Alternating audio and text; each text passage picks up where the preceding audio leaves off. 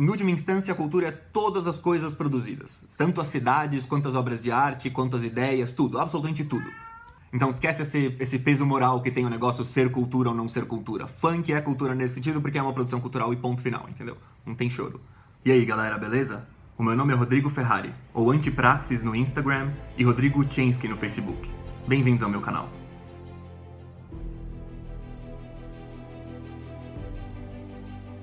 Nesse vídeo eu vou abordar um dos meus antropólogos favoritos, que chama Edgar Morin. O Edgar Morin é um cara que estudou a vida inteira a intersecção entre natureza e cultura. E por isso eu acho que ele vai ser perfeito para explicar para vocês como que essas duas coisas se relacionam. Ele é um cara super de esquerda, mas bem velha guarda, de uma época em que o problema na antropologia eram os caras que ele chama de conservatistas, ele não fala conservadorista, ele fala conservatistas, que pregavam a rigidez total da natureza humana, como se ela fosse a mesma desde que começou até agora. E aí usavam isso para tentar avançar os interesses deles. E com o tempo ele virou a oposição ao outro lado, que fica querendo negar que a natureza humana existe, que quer fazer com que a cultura seja um tapete voador flutuando acima da cultura, acima da matéria, da realidade. Ele fala sobre como os esquerdistas das antigas associaram essa ideia de natureza humana aos caras que queriam que nada mudasse na estrutura social, e aí eles falavam que a natureza humana era rígida. Então eles achavam que precisava negar a natureza humana para ter qualquer mudança social. E ele fala que isso é absurdo, porque na verdade o erro dos conservatistas que queriam cismar que a natureza humana era fixa não é simplesmente achar que a cultura não faz nada, é de achar que a natureza não muda. O mito humanista do homem sobrenatural reconstituiu-se no próprio seio da antropologia. E a oposição natureza-cultura assumiu a forma de paradigma, quer dizer, de modelo conceitual que dirige todos os seus discursos. O ponto é ver como que a elaboração cultural está totalmente ligada à evolução biológica. Não é só o homem que não pode ser reduzido à biologia, é a própria biologia que não pode ser reduzida ao biologismo. Mas então vamos à questão como surge o homem. A ideia que ele traz, e na verdade esse ponto pelo menos já há bastante consenso entre antropólogos, o homem não surge pronto, ele não brota do nada. É um processo de transformação de primata em homem, que é longo, complicado, cheio de idas e vindas, e na verdade é um processo inacabado, que até hoje a gente está nesse processo. Embora hoje ainda se discuta onde surgiu a vida, você não precisa pensar que ela surgiu exatamente onde ele está dizendo que surgiu para que essa teoria faça sentido. Mas teria começado na região da África para ele. Tudo começa com uma mudança no meio ambiente. Se eu não me engano, era uma mudança geológica que teria feito surgir montanhas onde não tinha e mudar a umidade do ar da região e inviabilizar uma quantidade de florestas, que teria muito mais floresta ali naquela região da África, e as mudanças foram fazendo com que regredisse a floresta e fosse cada vez mais savana. O que isso faz? Isso cria uma pressão em cima de todos os habitantes da floresta. E essa pressão que teria tornado as florestas cada vez mais cheias, cada vez mais competitivas, a vida para os primatas teria ficado cada vez mais difícil lá. E por isso surge um incentivo grande para que você tente a vida na savana, mesmo que você não esteja exatamente equipado para isso. Por isso ele chama o fenômeno de os amotinados das florestas. Mas a partir daí, no momento em que esses caras têm que sobreviver na savana, isso começa aquela pressão evolutiva que faz com que a gente fique cada vez mais ereto. Que, para ele, o que mais caracteriza o processo de hominização, mais do que o cérebro e o polegar opositor, pelo menos no começo, é justamente a coisa de andar ereto. Porque é a partir daí que a gente pode desenvolver a mão, e é a partir daí que faz sentido desenvolver o cérebro. Sem mão, para pôr o cérebro em uso, o cérebro não é tão útil ser desenvolvido, mas sem andar ereto, desenvolver a mão não é tão viável. E é por isso que a cultura está totalmente atrelada ao desenvolvimento humano, que dependendo daquilo que a gente criar culturalmente, as pessoas que têm mais habilidades manuais, mais habilidades cerebrais, vão se dar melhor ou se dar pior.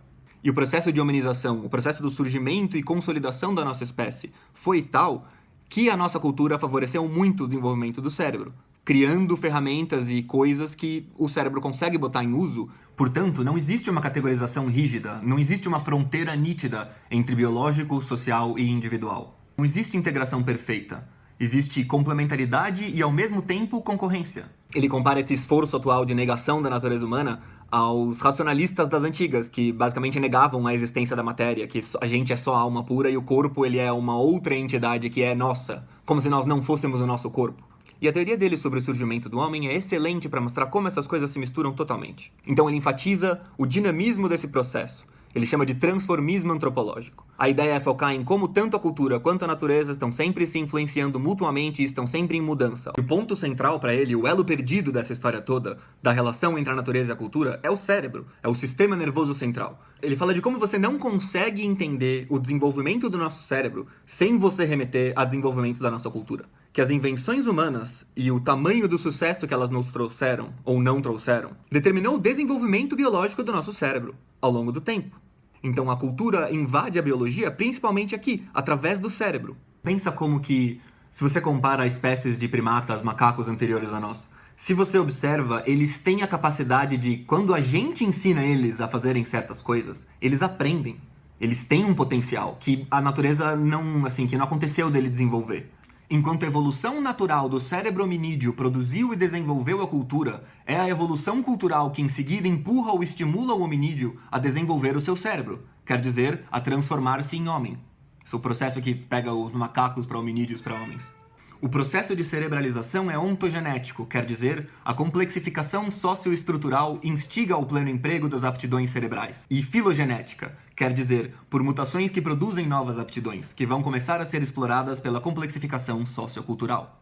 Isso equivale a dizer que, se o desenvolvimento da paleocultura exerce uma pressão muito grande a favor da cerebralização, ontogenética e filogenética, inversamente, a cerebralização traz um prêmio de desenvolvimento à complexidade sociocultural. E já tá ficando meio escuro aqui, né? Mas tem pelo menos mais uma questão que é essencial tratar aqui. Que é a da juvenilização, ou do prolongamento da infância. É bom ter ela em mente quando a gente demoniza essa história de que, todo mundo tá ficando muito infantil e tudo mais. Mas isto é essencial da espécie humana. A infantilidade é uma época em que você fica mais moldável. É uma vulnerabilidade extrema, mas ela é ao mesmo tempo um grande potencial para você fazer coisas novas surgirem. E para você aprender coisas. Então, quanto mais relevante para a nossa sobrevivência foi ficando a cultura, mais foi sendo necessário que a gente se tornasse mais maleável pela cultura, que a gente se tornasse melhor para aprender a cultura. Como você faz isso? Prolonga a infância. Tem mais tempo em que a gente aprende coisas e consolida mesmo, aprende bem. Isso faz com que o nosso potencial de ir aprendendo a coisa ao longo da vida seja enorme. Compara os humanos bebês com outras espécies. Você vê a zebra parindo uma zebrinha, sei lá, em alguns dias a zebrinha já presta. Um bebê é inútil por anos. E mesmo depois de virar uma criança, ele ainda não está em pleno emprego das suas faculdades. O desenvolvimento do nosso cérebro e das nossas aptidões dura muito tempo. E isso serve justamente para promover, facilitar e ajudar a consolidar os conhecimentos que a gente aprende e cria culturalmente. Esse prolongamento da nossa infância tá num conjunto de mutações biológicas que são favorecidas pela nossa cultura. Sem o desenvolvimento de uma cultura, das ferramentas e das ideias necessárias para você cuidar de uma criança por, 10 anos, até ela virar útil, dificilmente a nossa espécie vai evoluir numa direção que as crianças duram tanto tempo como crianças. Ou a gente desaparece, ou as nossas crianças viram mais úteis. Por isso tudo tá ligado, não tem essa de só cultura ou só natureza. Não tem essa mesmo porque toda a influência que a própria natureza exerce foi influenciada pela cultura. Além de que é óbvio que tudo o que a cultura faz precisa se submeter aos critérios da natureza. Você não consegue inventar o homem bater asas sem ter asas. Então, começa por aí. E termina com a cultura vai lá e decide quem sobrevive ou não. O cara que inventa a lança vai lá e mata os caras que não inventaram ferramentas. Pronto. Você acabou com a biologia, você acabou com as mutações biológicas de todo aquele grupo lá que fez um monte de mutação, não inventou lança. Culturalmente não inventaram lança, se ferrou, mata tudo. E uma coisa que eu acho bem legal do que ele faz aqui é essa interconexão entre várias matérias, necessariamente. Eu não gosto dessa cisma de ficar separando departamentos e cismando que você não pode se meter no negócio que você não tem diploma. Porque não funciona assim. A biologia e a cultura estão juntas. Como é que você faz agora quando você tem que estudar um negócio que depende dos dois?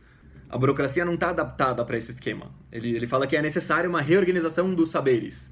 E essa questão do cérebro não tem jeito, ela junta humanas e biológicas, não dá pra separar. Por isso que é legal, porque eu gosto de cobrir bastante essas questões relacionadas à sexualidade, e elas são justamente isso, a interconexão entre a natureza e a cultura, que nem a Camille Paglia fala, que eu mencionei no vídeo passado.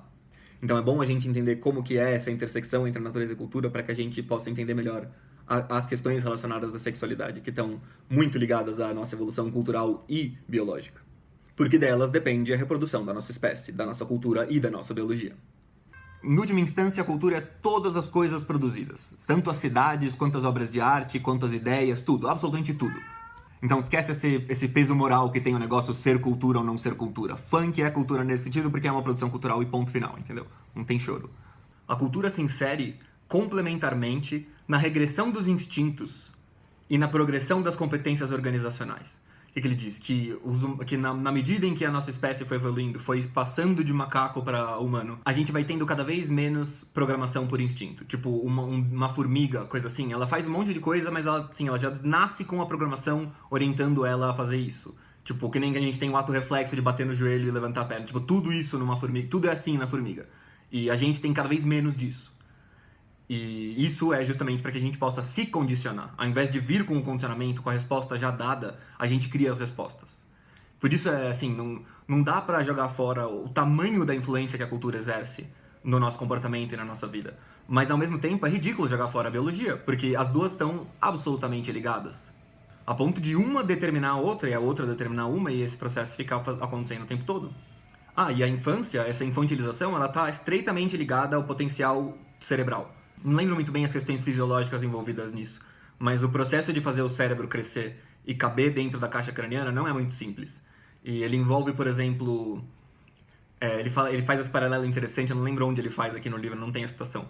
Que quando o homem descobre o fogo, quando o homem domestica o fogo, na verdade, quando ele aprende a reproduzir o processo de fazer fogo e ensinar para os outros esse processo, daí a gente viabiliza, assim, a era do comer carne cozida.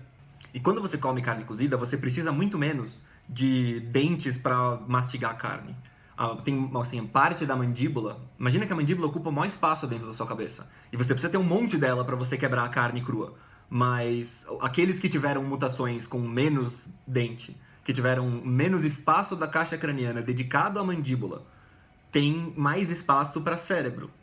Então, o fogo promove, assim, viabiliza que tenha mais espaço na cabeça e daí favorece as mutações que nesse espaço criaram um cérebro na diminuição da mandíbula necessária para sobreviver. É difícil explicar isso, mas saca, é muito interconectado aquilo que a gente faz culturalmente, porque você pode dizer que o fogo é uma invenção cultural, em certo sentido, é difícil fazer a frase do jeito correto aqui, mas pensa que o fogo é natural, só que quando você aprende a fazer e aprende a ensinar, e daí os homens sabem fazer isso, aí é cultural, saca? Não é só o desenvolvimento biológico do cérebro que é indispensável para compreender a formação da cultura, mas é também o desenvolvimento cultural que é indispensável para conceber o desenvolvimento biológico do cérebro até o Homo sapiens. O cérebro não é unicamente uma estrutura biológica, mas uma parte da estrutura social. Essa é uma frase do Katz. Ele fala que dá para entender a sociedade como uma interconexão organizadora de sistemas nervosos centrais. A sociedade seria, então, esse esquema de conectar e organizar o sistema nervoso central de cada um. E então é isso, galera. Até a próxima. Falou!